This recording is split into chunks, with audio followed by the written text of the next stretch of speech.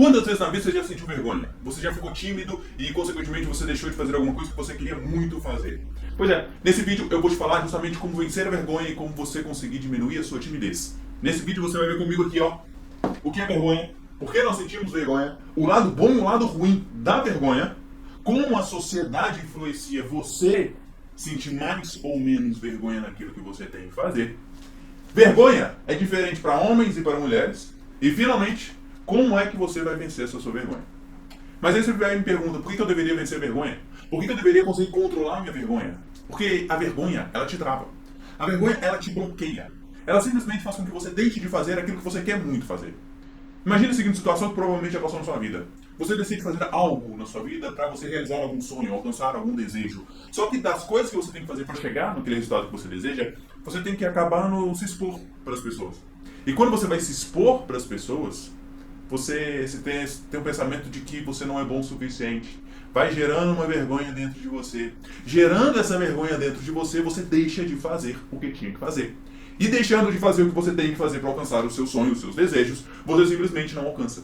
Porque no momento que você desiste, a chance de você alcançar se torna muito menor. Então, sim, você tem que vencer a vergonha. Acabar com ela? Não. Porque, como vamos ver aqui, não tem como acabar com vergonha. Simplesmente eliminar ela de toda a sua vida. Não. Mas você consegue controlar. Você consegue diminuir ela tanto ao ponto que simplesmente ela não te afeta mais. E eu, para fazer esse vídeo para vocês, eu gastei mais ou menos 50 horas de estudo, criação de roteiro, de gravação, para te entregar todo esse conteúdo. Então, por favor, deixa o like, por favor. Deixa o like, porque você agora vai aprender tudo sobre vergonha. Então, vamos começar aqui. O que é vergonha? Vergonha nada mais é do que um mecanismo de defesa do seu cérebro para que você não perca relações afetivas e amorosas. Exatamente isso. Vergonha é uma defesa. Por quê? Porque nós, seres humanos, a nossa espécie é uma espécie que vive em comunidade, em sociedade. Consequentemente, é de extrema importância que você se relacione com outro ser humano. Você não vive sozinho, você não é um tigre, uma onça pintada, que vive sozinha ali no seu território e se vira. Não, você é um ser humano, uma espécie que vive em comunidade. E um dos maiores medos que nós temos é ser excluído da sociedade. É viver sozinho. Uma das maiores punições que acontecem em cadeias é o quê? A solitária. Essa é a maior punição que acontece. Antigamente, quando nós vivíamos em tribos de 30, 50 indivíduos no máximo, hoje em dia você vai na padaria, você encontra mais de 50 pessoas. Então fica meio assim, quase impossível de você saber o que seria uma tribo de 50 indivíduos. Se você vai malhar, dependendo do horário de pico que você vai ali, 6 horas da tarde na academia, velho, você vai encontrar 300 pessoas sem nem malha. Só ali naquele micro espaço. Aí você imagina uma tribo de 50 pessoas. Você conhecer todo mundo. Você conversaria com todo mundo. E aí, se você fosse excluído daquela tribo, você morreria. Você deixaria de existir nesse mundo terreno. Você iria pro além, iria de Americanas. Então, sentir vergonha é defesa para que você não seja excluído. É defesa do cérebro para que você mantenha suas relações com as outras pessoas e seja aceito por aquela sociedade simplesmente para sobrevivência. Vergonha, então, é uma defesa do cérebro baseada no medo de perder relações e não sobreviver. E você pode até pensar assim, mas hoje a gente não precisa mais disso. Exatamente. O lado positivo da vergonha, o lado bom da vergonha, é simplesmente porque você sobreviveu até aqui, como espécie. E você vai continuar sobrevivendo. Porque você sente vergonha com medo de perder relações naquela comunidade que você quer fazer parte. Você sente esse medo. Mas o lado ruim, o lado negativo da vergonha é justamente esse próprio medo. Estranho, né? De um lado ele te deixa sobreviver, te deixa fazer parte da comunidade. De outro lado ele te trava ao ponto de você não conseguir avançar além. Conseguir alcançar coisas melhores para a sua vida. Porque você fica o tempo todo pensando, eu vou ser julgado pelo outro. Porque a vergonha, ela inicia sempre com 2 indivíduos, no mínimo 2 indivíduos, você e mais um. Quando você é criança, ela simplesmente já não é instalada assim, pá. Não, tem ali o software, vamos dizer, né? No software ali, que ele vai ser ativado quando alguma coisa no externo acontecer. Tá ali o software da vergonha, mas só que não foi ativado. E aí você criança vai fazendo as coisas, ninguém te critica, todo mundo ri pra você, porque você é criança pode tudo. Criança pode até andar pelado que ninguém liga. Mas aí você faz alguma coisa, você começa a crescer e faz alguma coisa na escolinha. Aí chega aquele excomungado daquele ser humano e ri da sua cara. Aí ele ri da sua cara e zoa você com outro cara. zoa com você com outro colega. E aí você fica se sentindo mal. Você ali, naquele instante, ainda não percebeu que aquilo é vergonha, mas aquilo é vergonha. E naquele exato momento, você sente uma dor. Uma dor que dói mesmo, como se fosse uma dor física. Mas é uma dor emocional. E dor emocional já foi comprovado que dói tanto quanto uma dor física. Você sente aquela dor. Sentindo aquela dor, foi ativado o software da vergonha. E aí, velho, você vai sentir vergonha o resto da sua vida. Você vai pensar muito no que você vai fazer, porque você não quer passar de novo por aquela situação. Você não quer sentir aquela mesma dor. Porque o nosso cérebro aprendeu o seguinte: tudo que gera prazer, para mim, eu repito. Mas aquilo que me gera dor, eu evito. Se a vergonha é um mecanismo de defesa, a melhor coisa para fazer ela funcionar é gerar uma dor. Gerou a dor, você tende a evitar. Isso vai levando ao longo da sua vida. Até o final da sua vida você vai ter vergonha. Mas umas pessoas têm mais, outras pessoas têm menos, né? Então, por que nós sentimos? Sobrevivência. Sobrevivência. Mas aí tem a coisa interessante, que é a sociedade. Vamos aqui para o terceiro, para o quarto. Sociedade. Como que a nossa sociedade, ela contribui para que você sinta mais ou menos vergonha? Para isso, é preciso escrever. E nesse quarto, a gente vai demorar um pouquinho mais. Porque a gente precisa entender a nossa sociedade. Porque a vergonha, ela varia, tá? Ela varia de sociedade para sociedade. E quando você olha para essa nossa sociedade, a sociedade que eu chamo de uma sociedade de escassez. Sociedade de escassez. O que eu estou querendo falar com isso? Essa sociedade de escassez. Uma sociedade com uma mentalidade de escassez. Cadê meu outro pincel? Meu outro negócio? Tá aqui. O azul. Preciso do azul.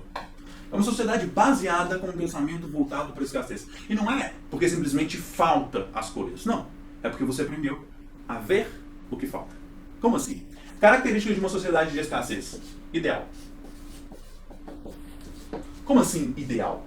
Toda sociedade que tem esse pensamento de escassez é voltado para ter um ideal. Um ideal do que você tem que ser, do que você tem que fazer, do que você tem que ter, aonde você tem que morar. Um ideal sobre tudo na sua vida. O que você tem que fazer cada dia que passa. Um ideal. Um ideal de corpo, um ideal de trabalho, um ideal de local onde você mora. Tudo. Tudo. Baseado no ideal. Você pode perceber isso agora na sua vida. Qual seria o ideal de trabalho para você? Esse ideal é seu ou foi introduzido pela sociedade? Qual que é o ideal de físico, de corpo? Esse ideal é seu ou é um ideal exigido pela sociedade? Hoje em dia está mudando, né? Hoje em dia voltou o corpo, vamos falar, o corpo masculino a ter músculo, ser mais aesthetic, né? Ser mais forte. Não, eu já malho desde meus 15, eu já tenho 31, eu sei. Não pareço, eu sou muito bem conservado. Eu já malho desde meus 15 anos. Na época, era feio você malhar. Porque na época, quem malhava era tido como que não era inteligente. Ah, ele é muito musculoso, então ele não trabalha o cérebro. Hoje em dia voltou, né? A questão de ser muito musculoso, ser mais forte. Mas se você vai lá para o século XVIII, por exemplo, século XVII, o ideal do corpo masculino era gordo. Sabia? Era gordo. Sabe por quê? Porque naquela época era meio escasso comida. Não era todo mundo que tinha alimentação tão fácil quanto hoje. Então, o homem gordo era um sinônimo que ele tinha dinheiro, que ele tinha poder financeiro para manter o seu corpo. Esse era o ideal estético daquela época. Com o passar do tempo, foi visto que não era mais preciso isso. E o ideal estético começou a mudar. Cada sociedade tem um ideal. O ideal, então, ela varia de acordo com a sociedade, de acordo com o tempo em que nós estamos, com a época em que nós estamos, de acordo com a idade do indivíduo, de acordo com o local onde você nasce dentro da sociedade, sua família, de acordo com sua classe social. Por exemplo, o ideal de uma criança é o quê? É trabalhar? Não deveria ser. Alguns trabalham, porque precisam, necessitam realmente, porque não conseguem, porque o próprio pai ou a mãe solo não consegue manter a casa para os filhos que possuem. Aí o filho vendo a sua mãe sofrendo, acaba indo para o sinal vender bala. Tem gente que acha isso bonito, eu não acho isso bonito, porque isso é um sintoma de uma sociedade doente. Porque se uma criança tem que sair para trabalhar, a sociedade não está indo muito bem, né? Uma coisa é ela trabalhar porque ela quer, com alguma coisa que não seja arriscada, e não por uma necessidade em si. Mas o ideal de uma criança seria o quê? Tirar nota boa na escola. Eu nunca entrei nesse ideal. Esse meu ideal de tirar nota boa na escola nunca foi. Sempre tomei recuperação, desde todo o meu período escolar eu tomei recuperação. Todo o meu período escolar. Então, esse ideal seria para uma criança. Tirar nota boa. Depois que você vai crescendo como ser humano, O ideal se torna entrar numa faculdade, fazer um curso técnico. O ideal se torna você adquirir uma profissão depois que você faz a faculdade. Dependendo de onde você nasceu, o ideal de profissão realmente vem depois da faculdade. É uma medicina, é um direito, é uma engenharia. Essas são as três que geralmente vêm na cabeça, pelo menos na minha cabeça, vem geralmente essas três. Mas vem uma enfermagem também, psicologia. Em si, você faz uma faculdade para você ganhar mais. Esse é o ideal. Geralmente, esse é o ideal de uma classe média. Dependendo se você nascer numa família mais com poder aquisitivo menor, talvez o ideal seja só fazer o ensino médio. E aí você trabalha numa fábrica e ganha de 2 a 3 mil reais e isso tá ótimo para você falar, caramba, tô ganhando bem. Dependendo da sua classe social. Se você nasceu na elite, rico, só seu ideal não seja talvez nem fazer faculdade. E sim construir a sua faculdade. E sim administrar a sua faculdade. E aí você faz uma faculdade de administração, não porque você quer trabalhar com aquilo, mas sim porque você quer gerenciar os negócios que você herdou ou que você vai vir a criar com o dinheiro que seu pai lhe deu. Então, ideal varia. Ele tem uma certa variável. E qual que é o importante desse ideal para a sociedade de escassez? Para o nosso segundo tópico.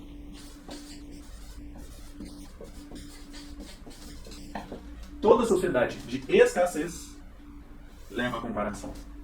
Toda sociedade baseada com pensamento de escassez, você será comparado. E você não será comparado com as coisas boas que você faz.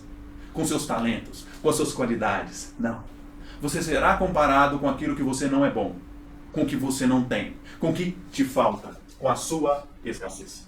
Todo mundo tem coisas boas e coisas ruins. Todo mundo tem vantagens e desvantagens. Tem dons e não tem dons. Você pode ter um dom fantástico para uma coisa, mas se essa coisa não fizer parte do ideal da sociedade, fudeu para você. Fudeu para você. Exemplo, supondo que você nasce numa família de classe média. Beleza, classe média.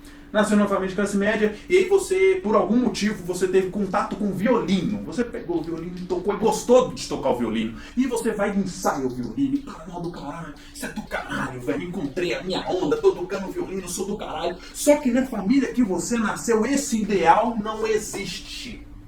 O ideal na família que você nasceu é fazer você estudar, passar no ensino médio, entrar na faculdade e seguir uma das 3 carreiras que eu falei ali, né? Medicina, direito ou engenharia. Alguma das engenharias. Mas a sua onda é tocar. A sua onda é pegar o violino e tocar, velho. Você gosta pra caralho de mexer e tocar o violino. Vai chegar sua mãe e vai falar assim, pois é, isso não é pra você.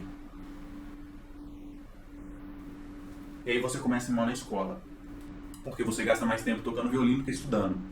Aí a sua mãe, seu pai, seu responsável, começa a comparar, eu vou até escrever comparação maior aqui para nós, comparar você.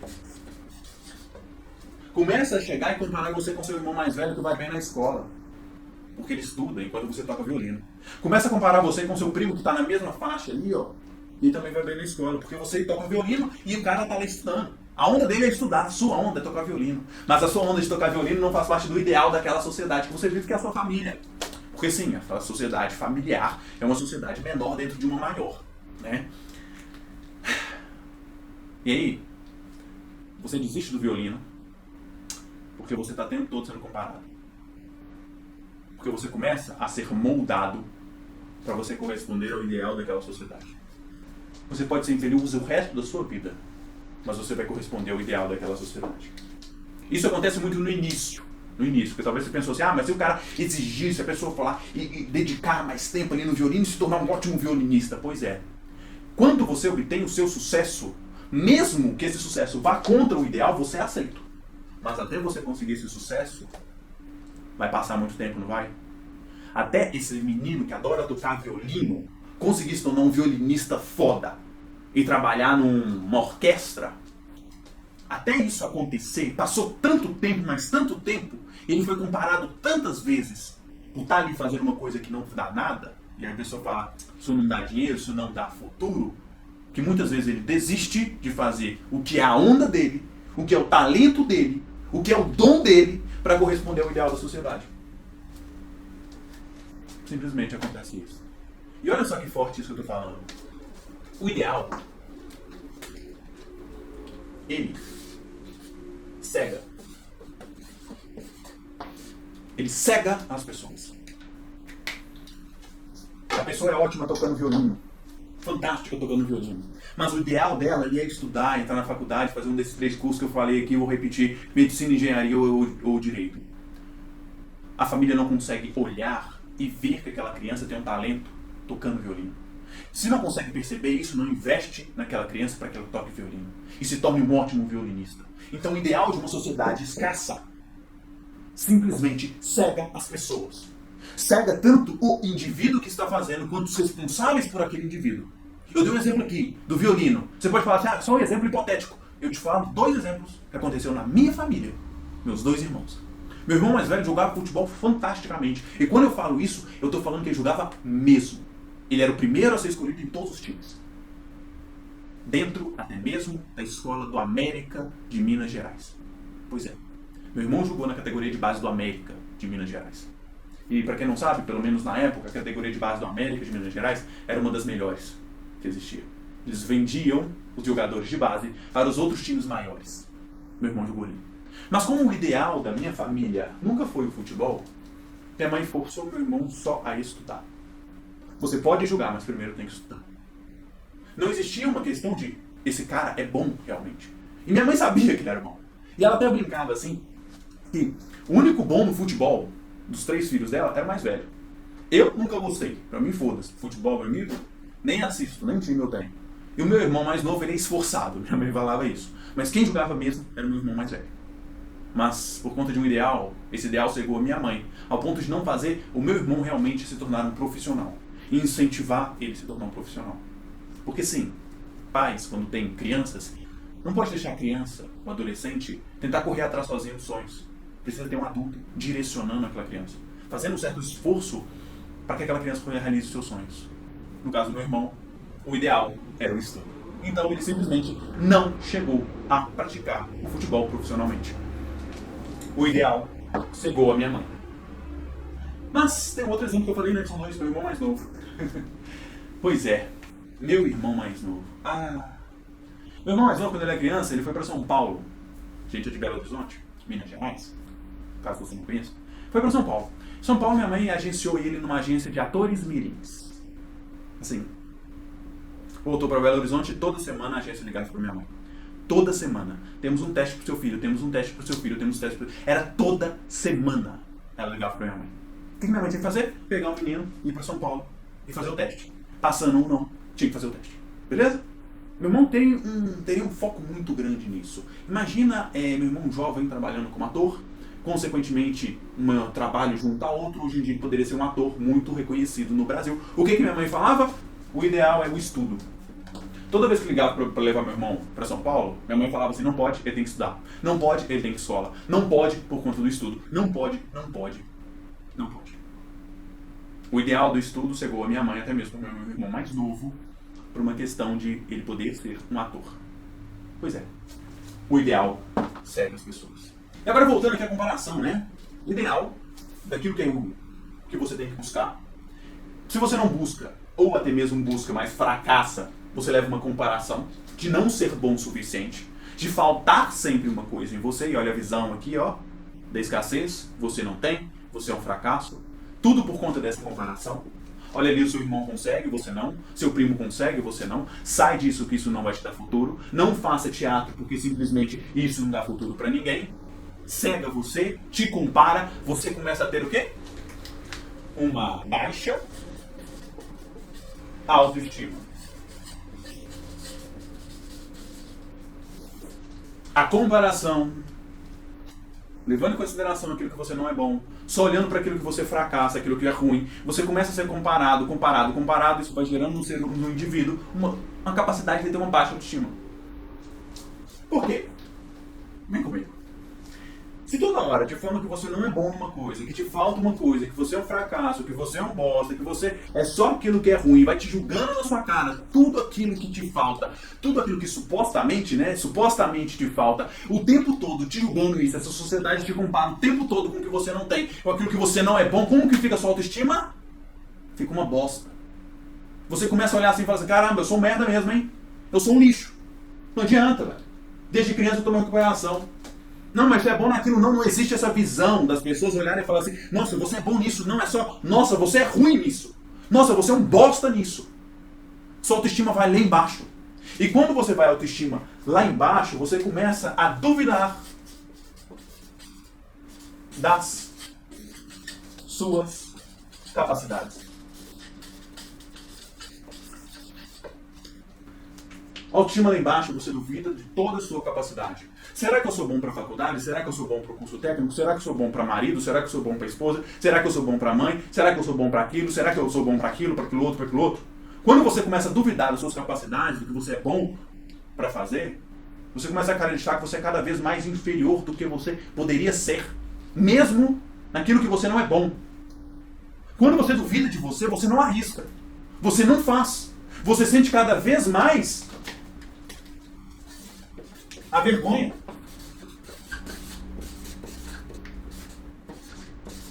Por quê? Porque pensa lá no que eu descrevi o que é vergonha. O que eu defini o que é vergonha com vocês? Vergonha é o medo de perder relações afetivas e amorosas. É o sistema de defesa baseado no medo de perder relações afetivas e amorosas na nossa vida, porque somos seres humanos sociais e somos criados para nos relacionar.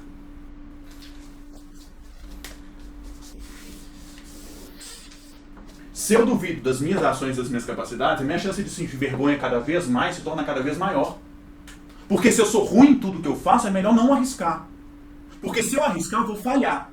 E se eu falhar, eu vou ser julgado. Eu vou ser comparado. Diminuindo cada vez mais a minha autoestima. Deixando ela cada vez mais baixa. Sentindo cada vez mais vergonha. Porque eu tenho medo de não ser aceito. Essa é a sociedade da escassez. E tem um último tópico aqui.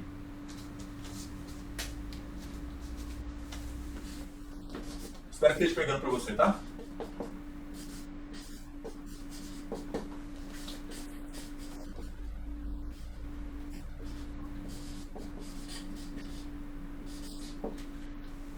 Na verdade, eu vou escrever na outra folha.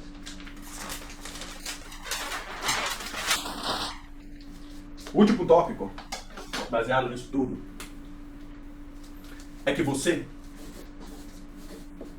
é o seu melhor sucesso ou fracasso.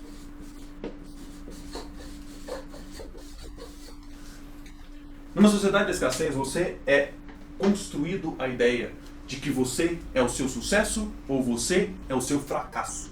Nada mais do que isso. Você não é você. Você é suas conquistas. Você é suas falhas. Você é o que você tem. Você é o que você mostra que conquistou para a sociedade. E aí, cada vez mais você vê no Instagram pessoas viajando. Por quê? Porque eu estou mostrando a minha conquista de viagem. Mesmo que eu esteja devendo essa viagem. Mesmo que eu tenha viajado com dinheiro emprestado de um amigo meu. Você é o carro que você comprou. Mesmo que aquele carro seja recolhido pelo banco uma semana depois. Você é isso. Você é o seu sucesso. E você quer ser aceito. Você precisa se relacionar. Você quer ser aceito por todo mundo.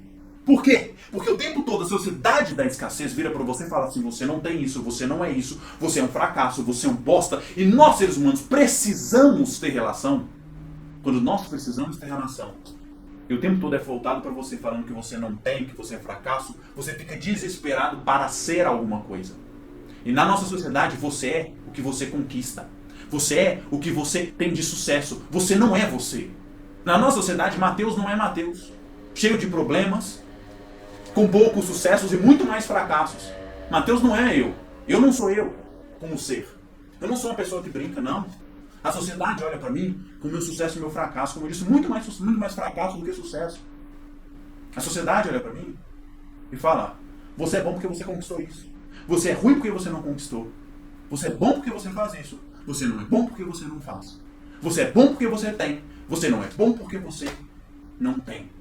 Você é o sucesso ou você é o fracasso? Na maioria das vezes você é o fracasso. Porque é muito lindo, né? Ainda mais hoje com redes sociais, você sendo bombardeado todas as vezes com o sucesso das pessoas. Eu falei, a viagem que a pessoa faz mesmo devendo o amigo que emprestou o dinheiro para ela viajar. É o carro que ele tem mesmo que aquele carro seja recolhido uma semana depois. É a casa que ele acabou de conquistar na vida. Ele é o tempo todo isso. A rede social sempre fala para você o quê? Divulgue, mas só o seu lado positivo. Só o seu sucesso. Que aí você na rede social fica olhando para aquilo, só o sucesso, sucesso, sucesso. Você fala, caramba, velho, todo mundo tem sucesso. Todo mundo conquista. Só eu que não. Eu tô aqui trabalhando, dedicando há mais de 2 anos para tentar ter o resultado. E não dá. Eu sou um bosta, velho. Eu sou um merda. Mas você também quer fazer parte daquele grupo que tem sucesso? E você começa a ter o seu sucesso fabricado. Você vai e compra um celular top, tira a fotinha e fala, olha, no teu celular melhor. Você vai comprar um carro, mesmo não tem dinheiro para pagar. Porque o tempo todo, você é o que você tem. Você não é o que você é. No final, da nossa sociedade é voltado para isso. Você é o que você tem. Você é o seu sucesso. Mesmo que o tempo todo virem para você e fale, você não é bom o suficiente. E olha que ironia, né? A sociedade hoje, ela quer que você tenha sucesso. Ela fica o tempo todo falando, olha, propaganda do sucesso. Tenha isso, faça aquilo, como fazer 10 mil reais por mês, como fazer não sei o quê, como alcançar a plenitude, como não sei o quê. Mas essa mesma sociedade que te cobra o sucesso, é a mesma sociedade que desde pequeno vem abaixando sua autoestima. Por meio da comparação. A mesma sociedade que cobra de você arriscar para alcançar o que você deseja, é a mesma sociedade que te faz sentir vergonha cada vez mais. Porque está o tempo todo falando para você que você não é bom o suficiente. Que você, não tem capacidade para alcançar. A mesma sociedade que fala como fazer 10 mil reais. É a mesma sociedade que fala você não vai conseguir. A mesma sociedade que fala, olha, tem esse carro importado. É a mesma sociedade que fala, você não vai conseguir. A mesma sociedade que fala para você, consiga uma vaga na faculdade. A mesma sociedade que fala, você não vai conseguir. Você é um bosta, você é um fracassado. Isso é um problema muito sério. Porque simplesmente você vai tentar. Por quê? Porque está o tempo todo falando, faça isso, faça aquilo outro. Você vai acabar arriscando, você vai acabar tentando. Mas só que como você duvida dos seus capacidades, você vai arriscar assim, um pé na frente e outro atrás. Você vai e não vai. Você vai e fica. Porque fala, eu quero. Mas aí você pensa, mas e se der merda? Aí você volta. Aí você fala, não, mas eu vou tentar.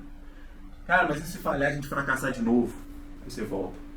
Esse tipo de pensamento já é mostrado ali que a sua autoestima já está baixa. Você já deve ter visto na internet algumas histórias de alguém que fala a seguinte frase: eu nunca acreditei que daria errado. Ou, não passou pela minha cabeça que eu iria fracassar. Geralmente essa pessoa ela consegue um sucesso extraordinário. Não. Você pensou que você ia fracassar? Não. Por quê? Porque a autoestima dela, vou colocar de vermelho aqui agora, a autoestima dela estava alta, Estava realmente alta, né? A autoestima dela estava alta. Ao ponto dela acreditar tão fielmente nas suas capacidades que não passou na cabeça dela em momento nenhum a sua chance de fracasso. Esse tipo de pessoa não tem um pé na frente e outro atrás. Esse tipo de pessoa tem uns 2 pés na frente e alguém empurrando ele. Então ele dá sempre o máximo, velho. Ele vai com tudo. Ele não tem um pensamento, vamos pensar num plano B. Não tem plano B. A autoestima dele está tão elevada que ele só faz. Ele só flui com toda a capacidade que ele tem. Mas são raras essas pessoas. A maioria das pessoas é um pé na frente e outro atrás. Autoestima bem baixa, porque a sociedade construiu nela essa autoestima baixa, porque faz ela pensar o tempo todo no fracasso dela, o tempo todo naquilo que falta, e aí essa mesma sociedade vira para ela e fala assim, você tem que arriscar, você tem que conseguir, e aí ela fala assim, eu vou, mas no momento que ela vai, ela fala assim, eu não vou conseguir, e fica no vai e volta. A energia que ela dedica para alcançar alguma coisa não é o suficiente, porque ela está sempre com o pé atrás. Ela está sempre duvidando de si mesma.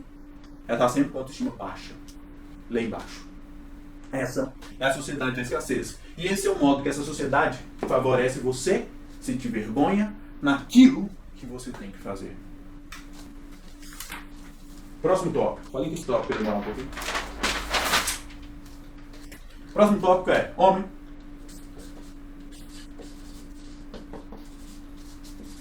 versus mulher. Homem versus mulher. Mulher sente de uma maneira vergonhas diferentes do que homens. Vamos começar com mulher, porque o homem eu vou ter que gastar um tempo mais para explicar. Porque o homem é mais complexo? Não, porque a vergonha do homem gera alguma outra coisa. Fica comigo. E esse problema que gera é prejudicial demais, tanto para o homem quanto para a família dele. Vem comigo. Então vamos começar aqui com a mulher. Mulher. A A mulher, ela sente vergonha, inicialmente e principalmente, aqui ó, aparência.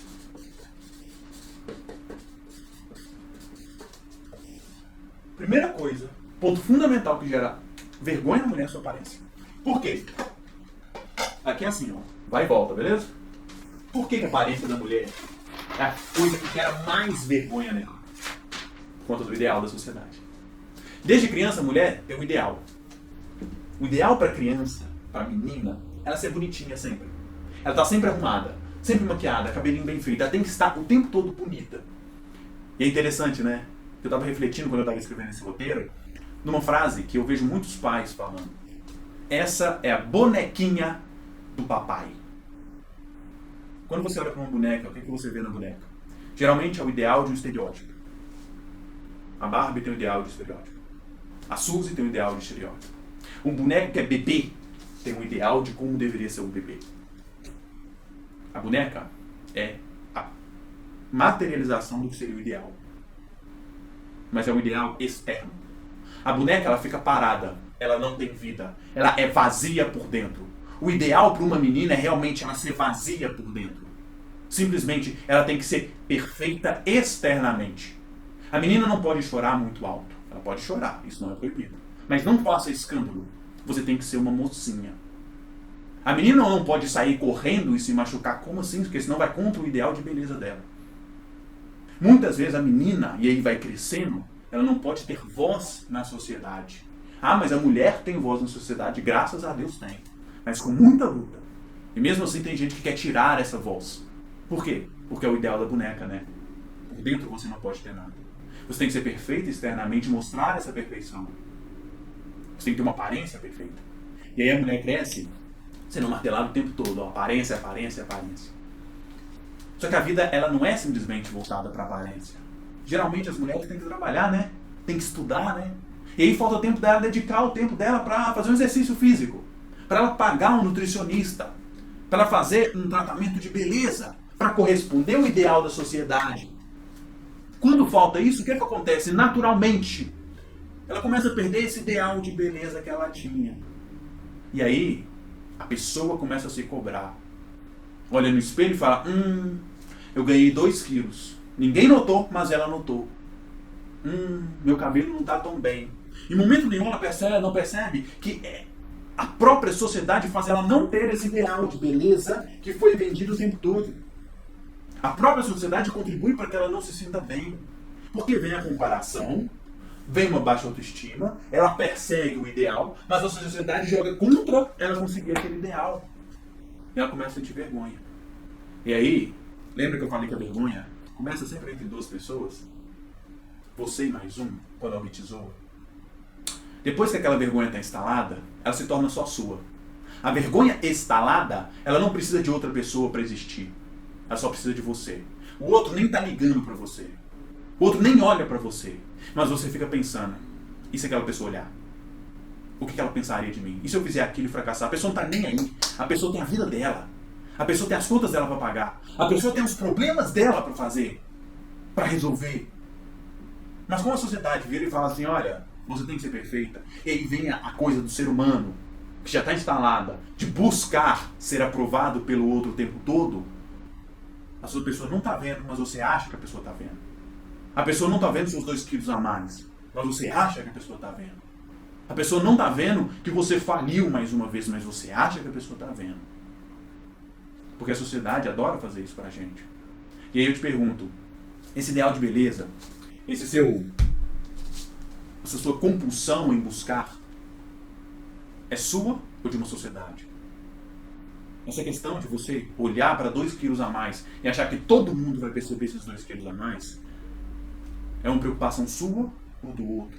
É uma preocupação natural sua ou uma preocupação imposta, introduzida para que você se preocupe? Para que você corra atrás? Para que você sinta vergonha desses 2 quilos? Simplesmente porque tem um ideal de beleza na sociedade.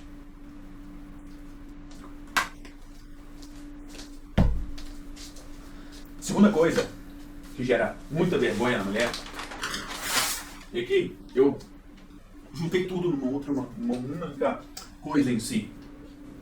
Que eu vou chamar de maternidade. Mas vamos definir aqui, dividir essa maternidade em duas. Maternidade realmente é ser mãe. Você começa a crescer, a menina começa a crescer, crescer, crescer. E simplesmente, gente, há uma cobrança da sociedade para ela ser mãe. Vai ser mãe não? Já passou do tempo, hein? Ó, já tá com 35. Vai virar titia. Né? Isso é tudo uma cobrança. Por quê? Porque na sociedade tem aquele ideal de que a mulher tem que ter um filho.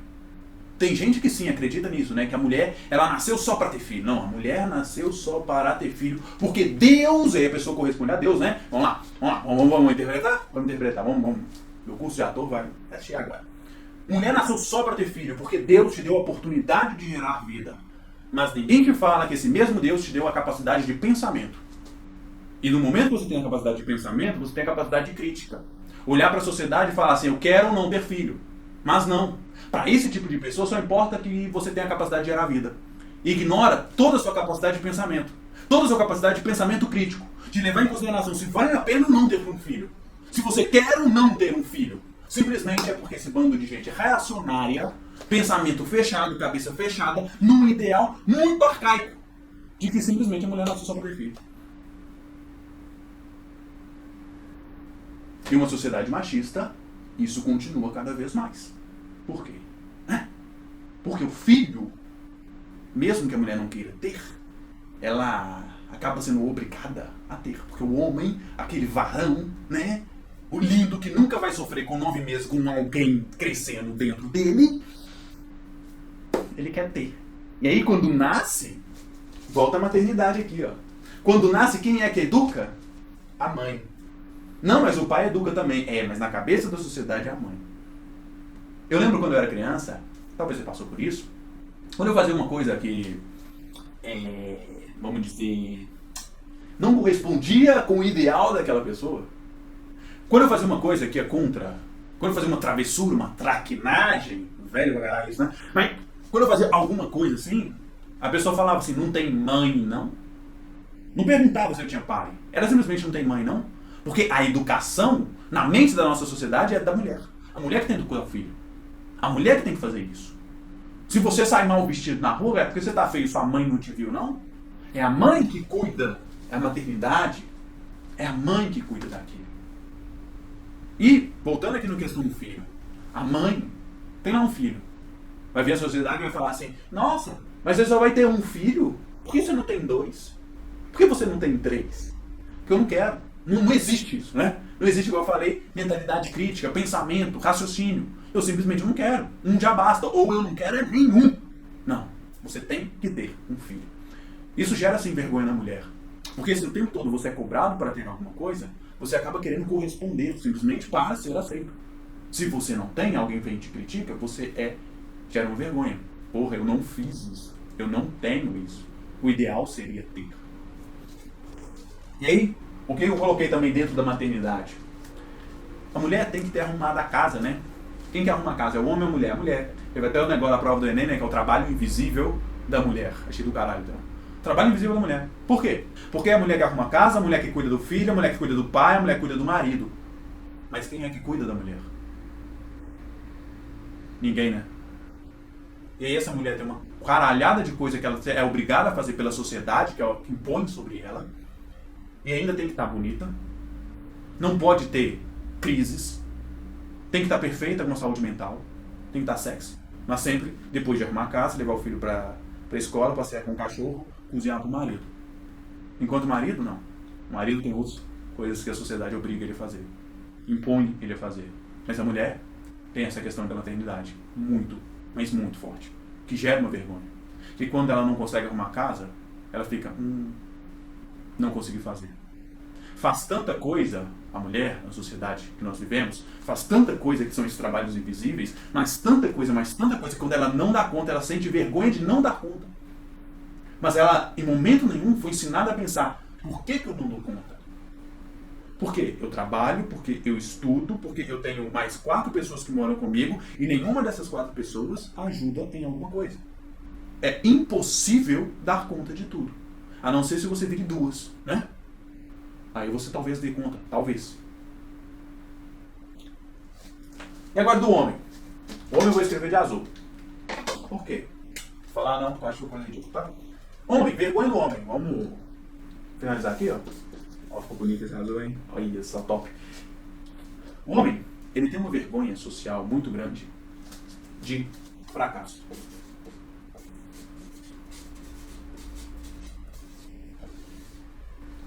E esse, basicamente, é a única vergonha do homem. Por incrível que pareça. Mas só que como a maternidade abrangiu muito, o fracasso também abrange muito. Fracasso em quê? Em tudo na vida. O homem não pode fracassar.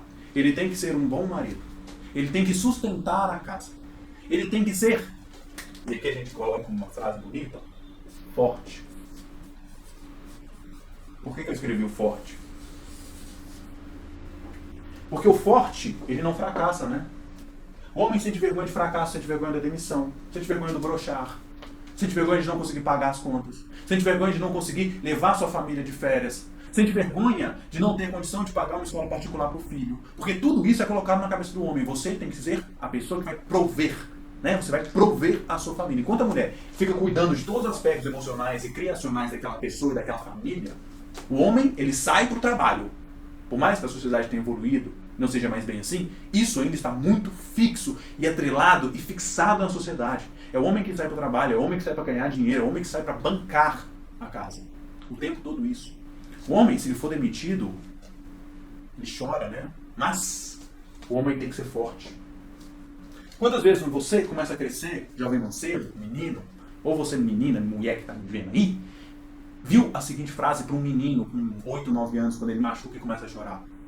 A frase é a seguinte: para de chorar, engole o choro, você é homem. O que é isso? Não mostre os seus fracassos. Não mostre a sua fraqueza. O tempo todo é falado do homem para ele não mostrar fracasso, para ele não mostrar fraqueza, para ele só mostrar que ele é forte o tempo todo. Eu sou forte, eu sou forte. Eu machuquei, não posso chorar. Eu quebrei a minha perna, mas não, tô bem, tô tranquilo, cara, tá de boa. Morrendo de dor, querendo chorar, não, tô de boa. O homem perde o pai, perde a mãe, e ele tem que manter lixo. Ele não pode chorar porque mantém. O homem, porque não pode mostrar fraqueza para a pessoa, para a sociedade, ele chora. Mas ele chora sozinho. Ele chora excluído. Ele se fecha para não mostrar que ele é fraco. Porque mostrar fraqueza desde criança é falado para o homem o seguinte: isso é motivo de vergonha. O homem sente vergonha dos seus fracassos. E com essa vergonha de fracasso, por não poder mostrar sua fraqueza, ele cria uma armadura em volta dele. Uma armadura que ele se fecha todo. Não mostra sua fraqueza, mas também não recebe de nada. Ele cria uma armadura, e essa armadura leva a duas coisas que são terríveis para a sociedade como um todo. Para você que está me vendo, para mim, que sou homem. Essa armadura gera o isolamento e a agressividade.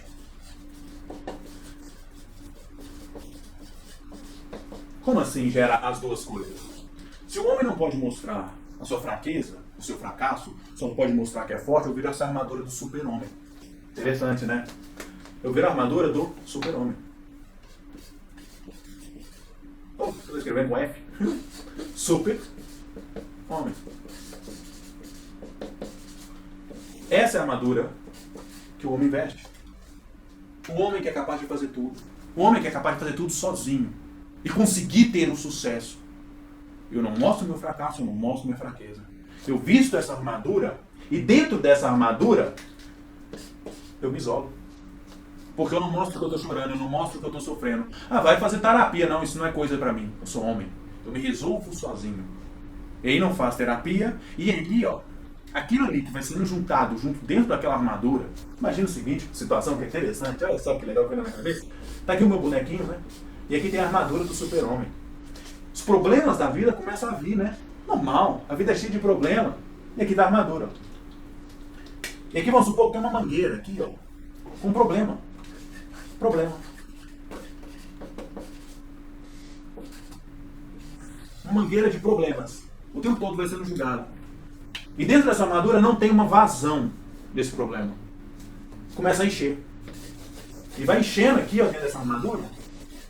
Porque ele não pode mostrar sua fraqueza. Ele não pode abrir uma válvula de escape aqui e jogar para fora um pouco. Não, não pode. Ele não pode fazer isso. Ele tem que mostrar que ele é forte, que ele aguenta tudo. Só que essa armadura começa a encher, encher, encher. E vai chegar no limite dela. Chega no limite dela, o que acontece? A agressividade.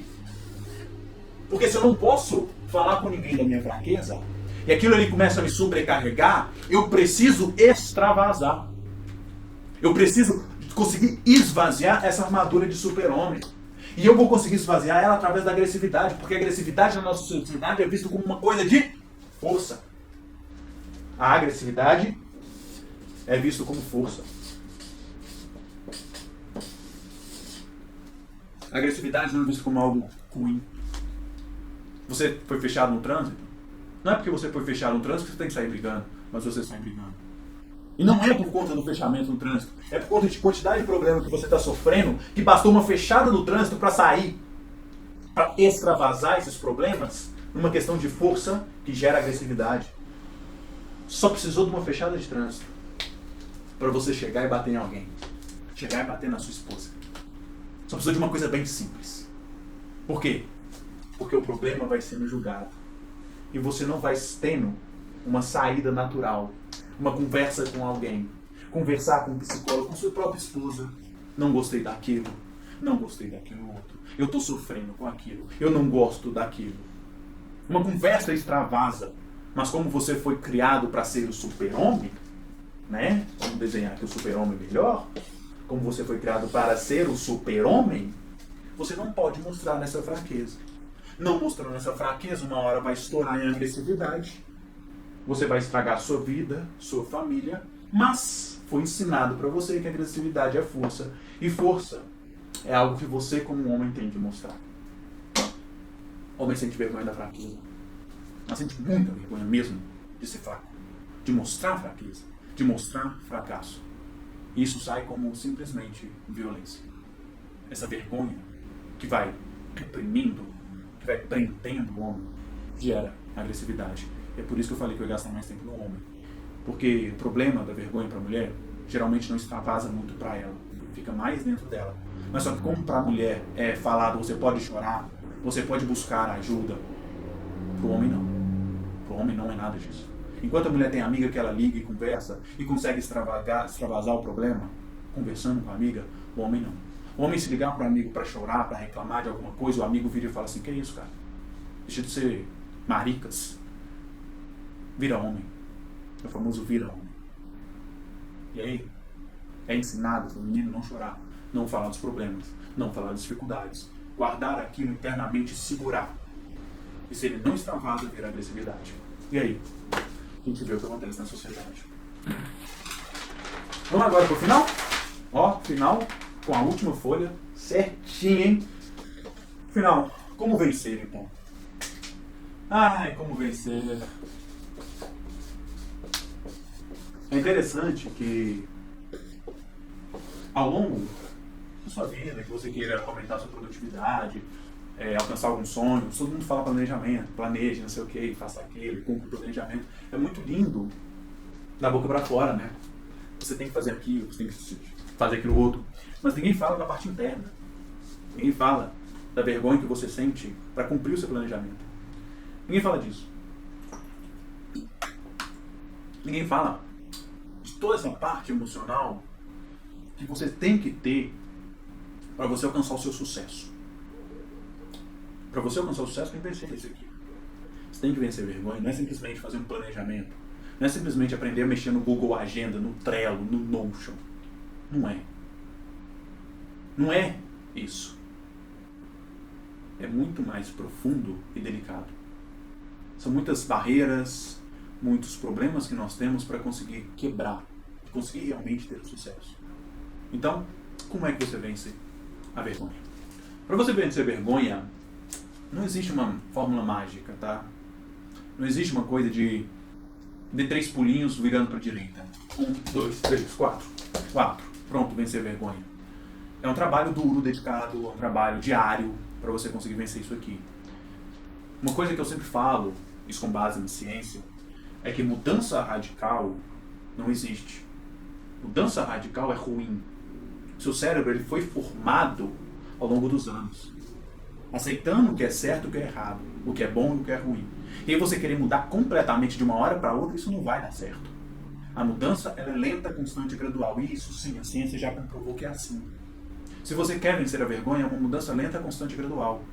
Vai demorar um tempo e simplesmente, como eu disse, não é eliminar completamente. Você vai continuar sentindo vergonha. Só que essa vergonha vai ser mais controlada. E controlando essa vergonha, você arrisca mais. Beleza? Então, como é que eu venço essa vergonha? Primeira coisa é entender. Entender e analisar.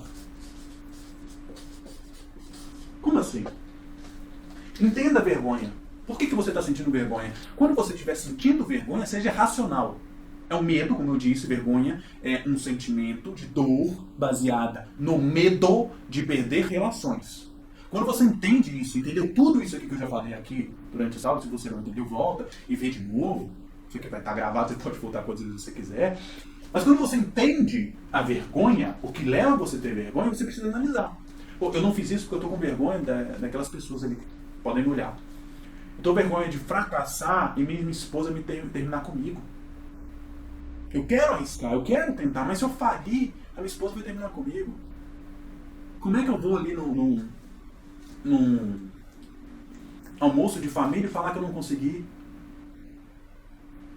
Como é que eu posso gravar um vídeo sendo que a pessoa que eu nem conheço, que está do outro lado, ela pode escrever uma mensagem e falar: nossa, seu vídeo foi uma merda, hein? Seu vídeo foi uma bosta, termina, desiste da vida, volta pra caverna. Aliás, comenta isso aí. Comenta isso aí pra dar engajamento, por favor. Comenta qualquer coisa no vídeo, me ajuda aí no engajamento, beleza? Amo vocês. Você precisa entender e analisar por que você gerou aquela vergonha. E aí é ser racionalmente, não emocional. Ser racionalmente. Essa vergonha faz sentido no mundo real? No mundo material, com a materialidade das coisas? Essa vergonha está fazendo sentido? Exemplo bem prático e bem simples. Se eu estou indo para academia, decidi gravar um vídeo meu na academia. Olha que legal, fui lá e gravei. Mas a hora que eu vou gravar, tem um tanto de gente na academia. Estou com vergonha, não vou gravar. Para e analisa. Essa vergonha faz sentido? Essas pessoas que estão à minha volta, eu conheço? Essas pessoas que estão à minha volta são importantes para a minha vida? A opinião dessas pessoas realmente não importa? Ou é simplesmente um medo que é baseado numa questão de não querer perder o afeto, mesmo que seja de pessoas que eu simplesmente não converso? Que eu vejo uma hora na minha vida e acabou. Eu sou tão importante assim para essas pessoas, ao ponto que elas vão ficar pensando no que eu fiz durante toda a vida delas? Quando você para, pensa e analisa, você vai perceber que a maior parte da sua vergonha é uma vergonha muito irracional e muito tirada da realidade que você vive. Analisando isso, você começa a pensar: pô, não, essas pessoas não são importantes, a opinião delas não me importa, se elas estão pensando de mim, foda-se, que bom que pensem, né? Pelo menos eu estou gravado na mente daquela pessoa. Não tem importância, então eu vou fazer. A vergonha já diminui aí, ó. Sabe por quê? Porque a vergonha ela cresce quando você não vê ela, quando você esconde, quando você aceita. Quando você está sentindo vergonha e abaixa a cabeça e não faz por conta da vergonha, ela cresce cada vez mais. Mas quando você sente a vergonha, olha para a vergonha e olha mesmo, não, por que eu estou sentindo essa vergonha? Coloca a luz na vergonha, a vergonha diminui. Porque você começa a ter racionalidade em cima daquela vergonha. Tendo essa racionalidade, você pensa: caramba, velho, realmente não faz sentido eu ter ela. Daria sentido se fosse uma pessoa importante para minha vida. E mesmo assim, olha só que interessante, mesmo assim, quando são pessoas que são importantes para a sua vida, elas compreendem o que você faz. Eu tenho vergonha de fazer tal coisa porque aquele meu melhor amigo pode pensar coisa de mim e terminar minha amizade comigo. Não. Porque se você realmente seu melhor amigo, ele vai compreender e ele vai te apoiar. Porque é assim que são os melhores amigos. É assim que é a família. A família pode até te criticar, mas ela te apoia. Família realmente te apoia. Amigos realmente te apoiam. E é bem capaz que se você virar e falar para o amigo: não, estou com vergonha de tal coisa, ele vai junto com você. E fala assim: vamos lá, vamos fazer isso junto. Aí vai os dois, porque de dupla fica mais fácil, a vergonha não acaba. E aí é que tá uma coisa interessante, que quando você analisa, você pode analisar, entender ela e analisar ela individualmente. Mas quando você analisa e fala com alguém, fica mais fácil. Porque você está conversando com alguém. Você já coloca a luz da vergonha sozinho. Ela já começa a diminuir porque você já começa a ter uma racionalidade. Mas quando você fala com alguém, essa pessoa vai te encorajar. Se for amigo de verdade, vai te encorajar. Se for aquele amigo que fala assim, não, faz isso mesmo não, vai dar merda. Né? Se ele não te entregar motivos concretos, racionais, que você para e pensa e fala, realmente, esse cara tem razão, velho. Se eu fizer isso, vai dar merda, eu vou ser preso. Melhor não fazer. Mas se ele não te entregar, simplesmente falar assim, não faça isso, porque falou para não fazer, pensa se é seu amigo mesmo. Porque no momento que você fala com alguém, meu filho, que é amigo mesmo, ele te apoia, ele te ajuda, ele vai estar lá com você. E aí, a vergonha diminui. A vergonha diminui para Não vou falar, porque senão eu tudo corta. E a segunda coisa que você pode fazer muito, além de entender e analisar, é justamente você fazer aos poucos. Como assim? Isso aqui tem muito a ver com um vídeo que eu falei sobre como falar não, vou deixar ele fixado em algum lugar aqui. Tem muito a ver com isso. Tem muito a ver com a timidez, de você perder a timidez. Você se expor aos poucos àquilo que te gera dor. O não. Você tem medo de dizer não porque é te ensinado, porque você tem vergonha de não ser aceito. Tem vergonha de perder os laços. A timidez, você tem uma questão de baixa autoestima e você não acha que você é capaz de fazer ali. Né? Tudo isso está ali entregue dentro da vergonha. Mas quando você faz aos poucos, se eu estou com vergonha de fazer isso, eu vou fazer um pouquinho. Vou molhar o pezinho para ver se dá certo. Você molha o pezinho, você fez. Aí você começa a esperar. Por quê? Porque a vergonha, como eu disse, é o medo de perder laços com as pessoas. Você faz e percebe que não perdeu laços. Opa, eu fiz. Não houve o lado negativo que eu esperava. Então eu posso fazer de novo. Aí você faz mais um pouquinho. Aí você vai fazendo um pouquinho, de pouquinho em pouquinho. Aquela vergonha que você foi cultivando, que foram cultivando dentro de você ao longo de toda a sua vida, começa a ser diluída. Porque você percebe que as pessoas não param de conversar com você. As pessoas te aceitam do jeito que você é. Muitas pessoas começam a te incentivar pelo que você está fazendo. E você vai quebrando essa vergonha. Mas é aos poucos. Não pula de cabeça, não. Porque isso pode gerar um trauma em você. Aos poucos você vai percebendo, olha, interessante. Olha, interessante. Consegui. Isso vai quebrando a vergonha. Mas aí você fala, Matheus, mas mesmo fazendo isso aos poucos, pode rolar uma crítica. Pode rolar uma crítica. Pode rolar uma pessoa virar pra mim e falar assim, você não é bom não, hein? Você é um bosta. Aí eu faço, não, cara. Isso aí que você fez deu merda, hein? Não gostei do que você fez. Primeiro pensamento, igual eu falei aqui, ó, no análise aqui, ó. Essa pessoa que te criticou era tão importante na sua vida? Não é. Então ignora a crítica. Cara, essa pessoa é importante na minha vida. Beleza. Essa crítica tem fundamento? Ela, além de criticar, falar não ficou bom, ela te deu um modo de ficar bom? Ou ela simplesmente criticou por criticar? Se criticou por criticar, considera não ter mais amizade com essa pessoa. Porque simplesmente uma crítica tem que ser uma crítica construtiva. Se a pessoa fala, não deu certo, não gostei, faz desse jeito, sim. É interessante. Mas, acima de tudo, você analisa a crítica e vê se é possível ou se não é possível. E um detalhe interessante que é bom falar sobre essa crítica, sobre essa comparação. Nós, seres humanos, temos uma capacidade incrível, fantástica, de criticar o outro naquilo que mais dói em nós. Sabe você que está um pouco acima do peso? E chega a pessoa e vira para você e fala assim, olha, você está gordinha, é porque a aparência dela não está boa para ela. É porque ela não está satisfeita com a aparência dela. Sabe aquela pessoa que olha pra você, nossa, o seu cabelo tá seco, sabe por quê? Porque ela tá falando isso pra você? Porque o cabelo dela também está ruim pra ela. Ela não está gostando do próprio cabelo dela. E aí, pra conseguir extravasar, sair daquela situação que ela se encontra e ela não gosta, ela critica você, porque dá uma aliviada. E ela vai e critica outra pessoa, porque dá uma outra aliviada. Porque ela também não quer resolver o problema dela, que aflige ela. Porque é mais fácil criticar o outro, gasta menos energia, gasta menos trabalho. Nós criticamos o outro naquilo que mais nos dói. Porque pessoas plenas, Pessoas que, tipo assim, tá de boa com a vida, não tem problema nenhum na vida. Essa pessoa não olha pro seu defeito, no que seria o seu defeito. Não olha pros seus quilinhos a mais. Essa pessoa não vai gastar o tempo dela tentando te diminuir para ela crescer um pouquinho, para ela se sentir um pouco melhor, porque ela já tá boa, ela já tá bem com a vida dela. Para ela pouco importa a sua aparência, pouco importa o que você faz, porque para ela é plena, basta a vida dela. Você é criticado por pessoas baixas que sentem em torno daquilo que te critica. Então, não leve em consideração a crítica de muitas pessoas que você vê, não, gente. Crítica só é boa quando vem com uma solução para aquele problema que gerou a crítica. Porque se não tiver com solução, é uma crítica vazia que só está querendo te diminuir. Melhor coisa, ignora essa pessoa. E a última coisa que é muito bom para você vencer a vergonha, e eu deixei essa por último.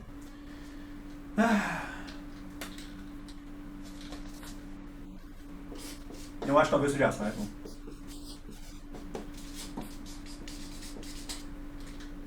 Autoestima. Porque se a sociedade vira para você o tempo todo e faz com que a sua autoestima fique baixa, se você consegue subir a sua autoestima, elevar a sua autoestima, você eleva a sua capacidade, sua percepção, melhor, né? Sua percepção de capacidade.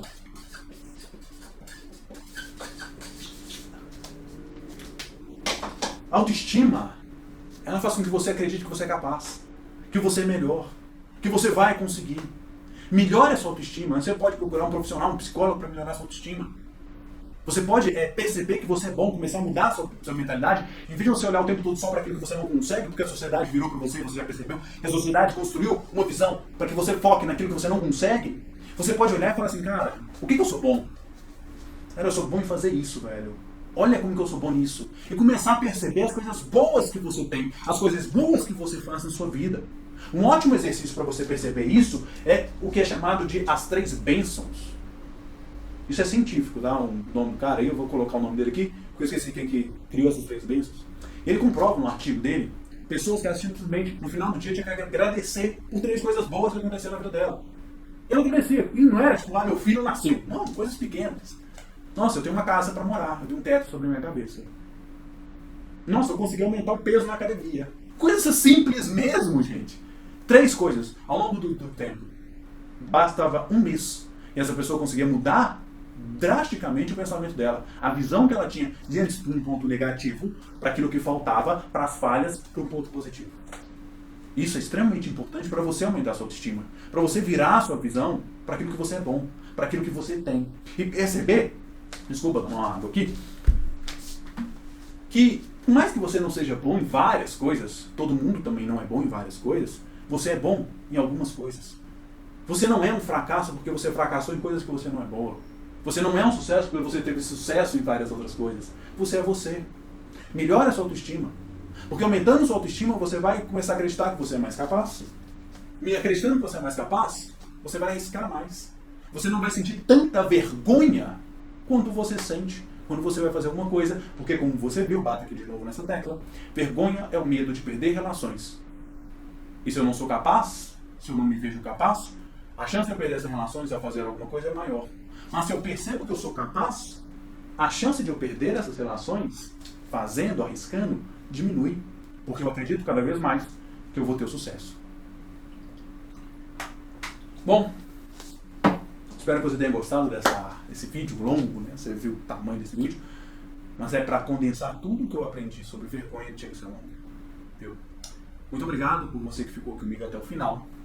Se quiser considerar se inscrever no canal, deixa um like depois dessa aula fantástica. Vamos ter outras mais fantásticas ainda, assim, eu espero.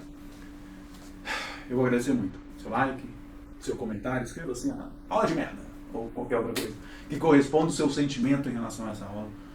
Eu vou ficar muito feliz de ver e responder. Muito obrigado e até a próxima.